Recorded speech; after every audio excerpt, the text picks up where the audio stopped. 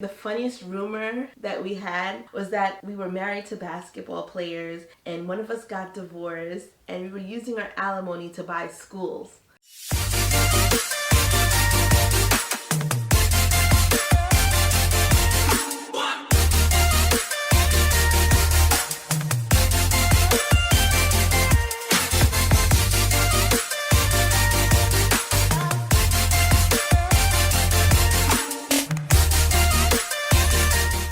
Hey guys, welcome back to my channel, the Tanya Takeover, where I'm your girl Tanya, and today we're going to be discussing a little bit about my journey to millionaire status, what I actually do for a living, what qualifies me to tell you guys about business and business entrepreneurship, and why I'm so adamant about you guys starting your own business also. But first guys, if you are new here, thank you, welcome. Consider hitting that subscribe button. If you are returning, thank you so much. It is greatly appreciated, and let's get started. So I get a lot of questions asking exactly, Tanya, what do you do for a living? What do you do? You wake up at 12, you don't do anything all day, you sleep, and then you record a few videos and post them. That's what they think I do. The kids swear I don't have a job. They think, what do? You don't go into the school, you don't do this, you don't do that. How are you living? How are you living this lifestyle? First things first, guys, I don't know if you guys know or not, but I am a registered nurse. I started off as nursing, and then I decided to switch careers and purchase my own business. So at the time when I was doing nursing, I decided to start saving my money. And my main goal for saving money, honestly, was to buy a house. I wanted to buy a house and just have something that was mine, something that I could call my own. Because of course we know that once you have a job and you're making a certain amount, the next logical thing is to buy something that you're not renting, correct? So that was my goal. I started saving to buy a house. And then I decided, although buying a house was important to me, at that time it was between buying a house or starting a business. Now, normally I would go for the house, right? But at the time I was still living in Long Island and I didn't want to stay there. I didn't know anywhere else. I didn't have a plan as to where I wanted to move. I could have bought any random house anywhere, but I wanted to see different areas, get out of my hometown, and I had so much more to see. So my friend Sophia and we actually grew up together since the age of 5, and we always said we wanted to have a business together. We wanted to do something together. And at the time where, we had the money saved, we said, you know what, let's go into business together. Now, normally I would tell people that it's difficult to go into business with a friend or, a family member, but luckily for us, we grew up, we were like family, and it worked out. I mean, we complement each other. The parts where I'm, harsh, she's soft, and the parts where she's soft, I'm harsh, like, all right, let's do this. So we had to think of something that we would go into that would last, that would have longevity, that's something that people would need for a long period of time. Sophia, she had a background in teaching, so she said, why don't do daycare?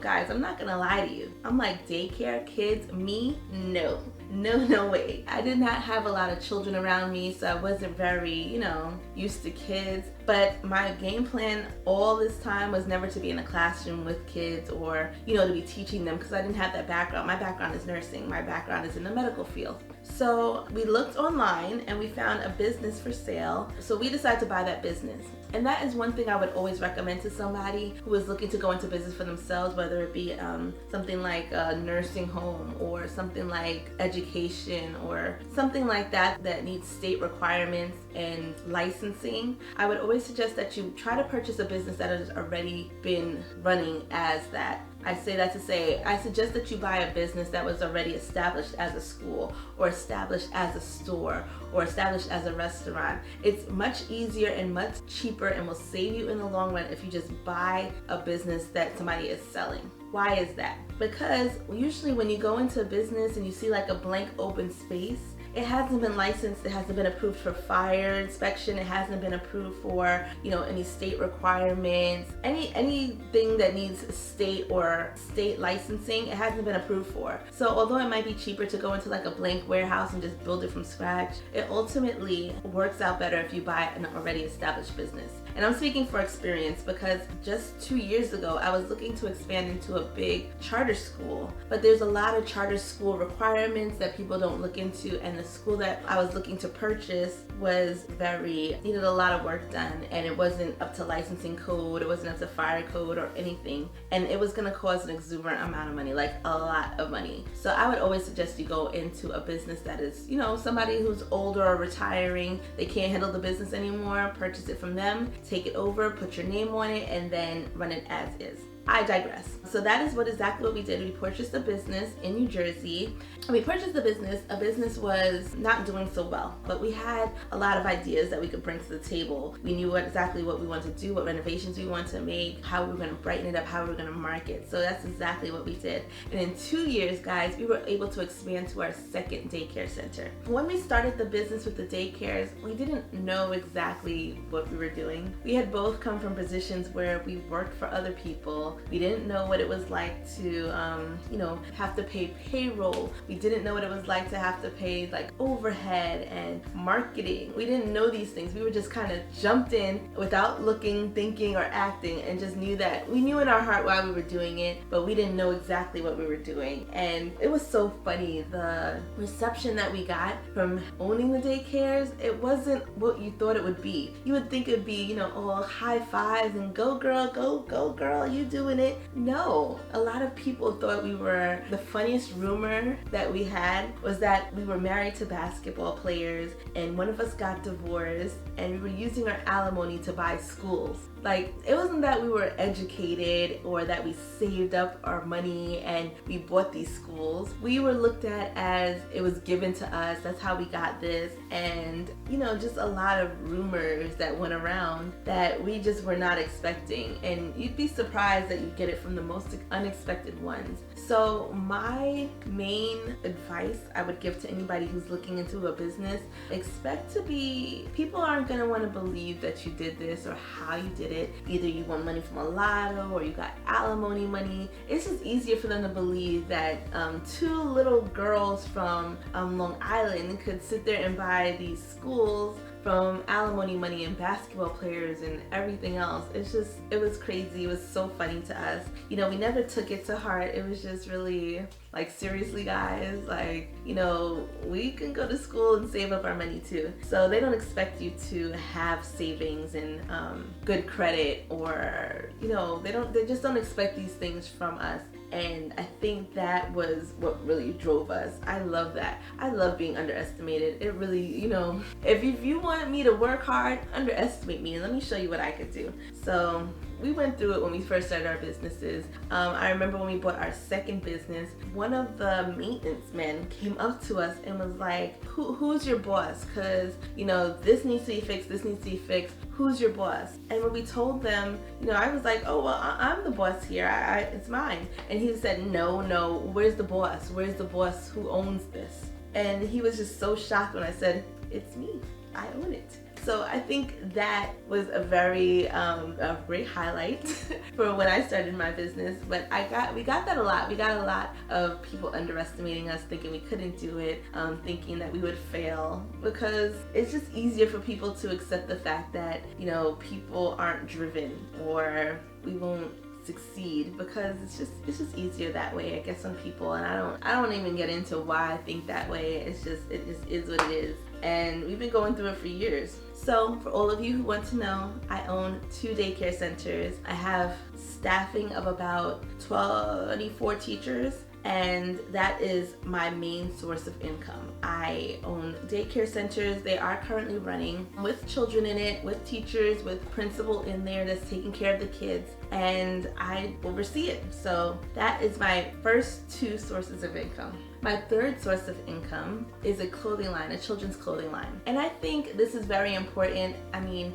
with any business that you go into, I feel like it's very important to think of the next logical step. I am the kind of person that I never want to stay in one spot, and I don't want that for anybody. Everybody should be moving forward, moving ahead, thinking about the next 10 steps before you make that first step. So our next step, and we always spoke about it, was to start a children's line. Now, when I think of daycare, I start thinking of children and exactly what do they need. I would think maybe children accessories, maybe notebooks, maybe uniforms, maybe clothing. And that's where we came up with the idea of doing a children's fashion line. Sophia and I are always dressing kids. We try to stay fashionable, and I think it is so cute dressing little girls. We have an amazing time with it. So that was the next step. Now, when we first started this journey, which was approximately 3 years ago, we ran into some bumps and bruises along the way. And that's how business is. It's never one-sided where you just go into it and it's easy peasy. Any business like that, I wouldn't trust it, honestly. I don't trust any business where there's no headaches. It's just too easy. It's just too good to be true, because it usually is. So when we first started the clothing line, it was a lot of going back and forth, trying to decide exactly what kind of children's line we were trying to do. Should we do boys? Should we do only girls? Should we do up to what age range? What materials did you want to use? What style were we going for? What were we trying to show throughout our brand? So here came the birth of Zeus and Lexi. Zeus and Lexi are our 2 dogs, because I do not have children as of yet. And that was just something that was ours, something that we came up with, and that was our child, basically. Just like my puppy is my child, this clothing line was our child. So we went into it with an open mind, but of course, business, we had difficulty finding a manufacturer. There was just so much drama, especially with Corona and everything shutting down. So everything was kind of pushed in the back burner. So when I'm speaking to you guys about the clothing line,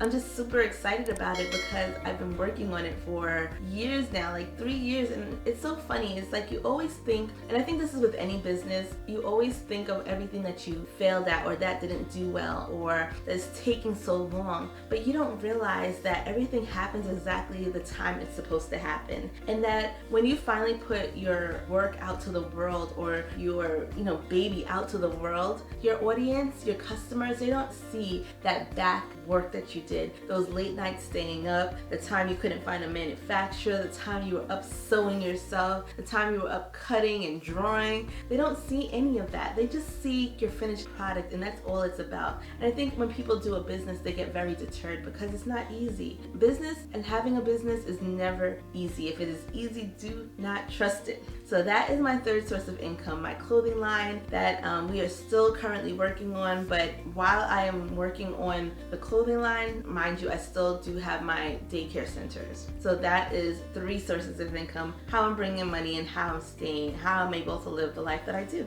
My 4th source of income, blogging. During the pandemic, and I am the kind of person, and I try to stay around people who are always thinking 10 steps ahead, I was thinking, what can we do that people are interested in right now? Blogging. Blogging is an excellent source of income, and I've been teaching this since the beginning when I first started it. And guys, I haven't even been doing a year yet, and we are already getting endorsements and people want to advertise with us. Now, when I thought of blogging, it was because I didn't see myself honestly doing YouTube. I really wanted something more behind the scenes where I can just, talk to my audience and just write to them and just go through things out of my daily life and just show them little tips and tricks that I've learned along the way. So blogging became an outlet, like writing in a diary or just showing things that, even things that I would want to know myself, I was able to communicate that to others. But as we grew and as we thought about it, because Sophia and I, we grew up together, we're always going to be sisters. So everything we do, we play off each other, we play off each other's ideas, we bounce it back and forth, and we're able to be really successful with it. Once we decided that blogging was great,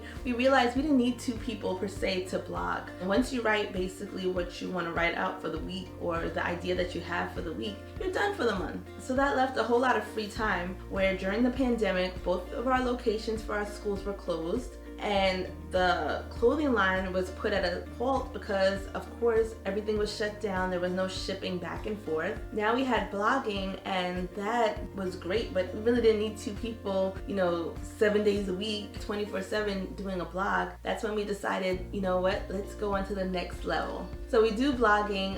The name of our blog is Just Between Us Bosses, and I always link it down below just in case you want to go peek over there, go check them out. Comment down below that you got in from the YouTube channel, and go check out our blog.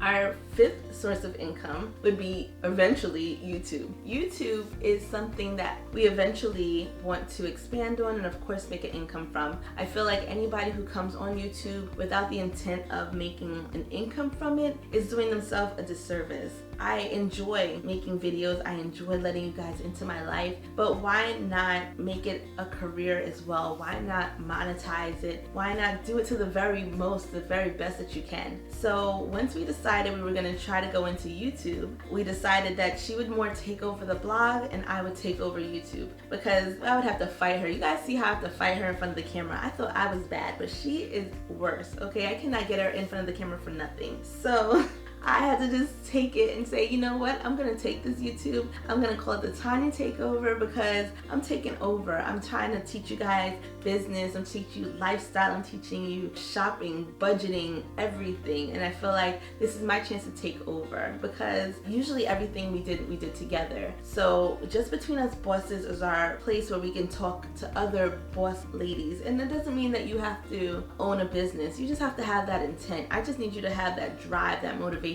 to have an outlet and show others exactly what you have to offer to the table. And Sophia's been doing an excellent job at it. Of course, I do come in and do, writing for it probably once a week, but that's her baby, and we do it together and collaborate. And even like the YouTube, we come and collaborate all the time. Even though it's called the Tanya Takeover, you see the kids in it, they're giving me ideas. You see my best friend Sophia, she's in it when I can get her, and she's giving me ideas. And this is just us taking over, so that you can see that as women, as minority, it doesn't stop you from doing anything. You don't have to be on TV, you don't have to be on Instagram constantly, you don't have to have that perfect Insta body to be successful. There's a lot of young African Americans, Latinas, women in general, just out there doing it and making really good money and making a really good life for themselves. And they're not getting the recognition, because they don't need the recognition. But I wanted to be somebody that you can come to and see the growth, so that you can see that wealth and prosperity comes in all shapes and sizes. And it's not what you typically think. You would think, I'd be on a yacht somewhere or on a private jet somewhere, and but I want to show you the progress. I don't want to show you all of that. I want to show you the progress it takes to get there, and so that we can build it together. Because when people ask me, do you feel like you've made it? I don't feel like I've made it. I haven't touched the surface. I haven't scratched the surface yet, okay? I have still a lot more to do and a lot of work to put in, and you get to see the beginning. There's been so many times where I wish I would have showed you guys when we first came into the school. First went into those daycares, we were lost. Okay, we didn't know anything about licensing. We didn't know anything about having staff. Like, I was staff. I had coworkers and bosses that I hated. And I said I never wanted to be that boss that people hated. I never wanted to be on top of them. Like, you know what I'm saying? I never wanted to do that. So the teachers that we have in our daycare, we look at them as family. They are supportive. They're there for our events. If there's win for the school, we all win. We're all in it together. And I'm very happy to say that they are more than staff. They're a family to me. And the fact that they're all women, minority women, that we're all doing it together and just getting there and getting where we need to go. I mean, it's just really purposeful for me, and it really makes me happy. So that is my fifth source of income, but YouTube is, I'm gonna get there. Before the year's out, I'm gonna get there. So I'm putting it on there as 5 sources of income. My last and final thing that I am working on is, of course, real estate. I feel like anybody who's not looking into real estate or starting real estate is doing themselves a disservice. I know sometimes that a lot of people don't have the down payment or feel like they don't have the income to go into real estate, but it is definitely something to look into, especially now with the economy the way it is. I have been looking into, buying properties, homes, townhouses, buildings, and in different areas, so that I can take you guys along with me, so you can see what it's like, what's the process on how to acquire property and equity. So that is my next source of income, and I have started real estate, but I don't feel ready to explain real estate because I'm still learning, I'm still growing, I'm still trying to strive strive to get there. So that means we are on this journey to millionaire status together. And when I say millionaire, I use the term millionaire because of course people are asking, how are you able to afford this? How are you doing this? How are you doing this full time? But it was because I started the seeds early years ago, just putting money away, saving money, because I started out as most people do. I was working, my 12-hour shifts at the hospital. I was busting my butt, doing overtime. I never had one job. I had 2 jobs. So on those 3 days I was off, I was hustling somewhere else. Like, I have been there, okay? I have been the 2 jobs, busting my butt. But ultimately, when I was saving for a goal. Now, whether your goal is a house, a business, an emergency fund, whatever it is, just make sure that you are working towards your passion and your goals, and you will get there too. And I'm not even there yet, guys. We are going together. So as always, I hope I answered your questions, journey to millionaire status, so that we can all get there together. That is the goal. That is my goal for this channel. Just to inspire. If I inspire 10 people, I'll be happy. Because, guys, I have been there when I felt like I couldn't do it. I wasn't making enough. I hated going into my job. I hated everything about, my life. I just wasn't happy.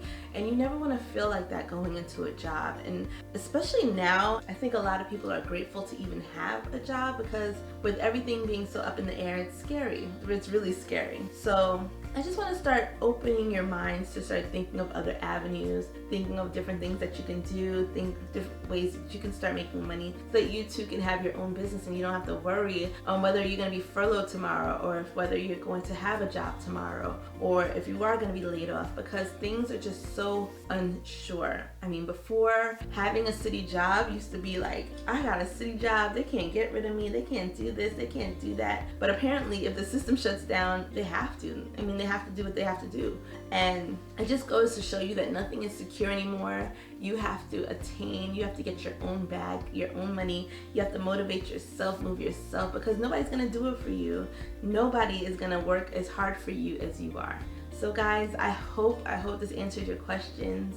If you have any more, comment down below. Let me know your questions. Let's talk, let's have a chat, so that we can work and build this millionaire status together. And I'll see you guys next time. Don't forget to like, comment, subscribe at the bottom.